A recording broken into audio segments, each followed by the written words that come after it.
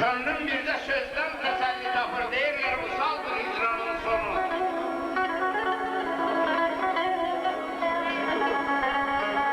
Hardasan ay olur çiçeklerde mi, yoksa yüreğimin bir payındasan?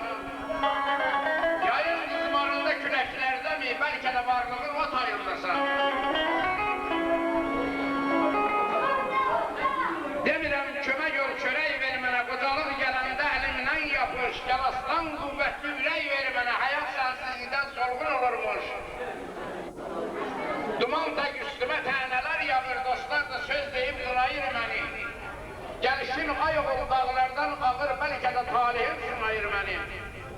Taranım, sevinim, kəmalım mənim, üçü də bənzəyir günəşə, aya, nə qədər sevimlim olsa qızların, sənin hesabına gəlir dünyaya.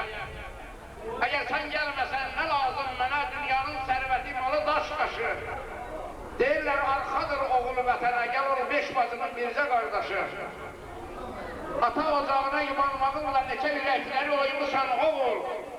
Nənəmin o zərif titrək əllərin göylərdən asılı qoymusan oğul. Gəl, baban həsrətlə gözləyir səni, sənə neçə oyuncaq qalıb. Vaxtını alınan bəzəkli nənni illərin tozunda sahibsiz qalır. Çoxdandır qəlbimdə bir arzum gətir, hünərin çatmayır o yadan onu.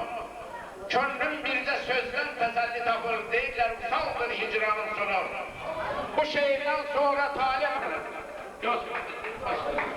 Çox sağ olun. Çox sağ olun.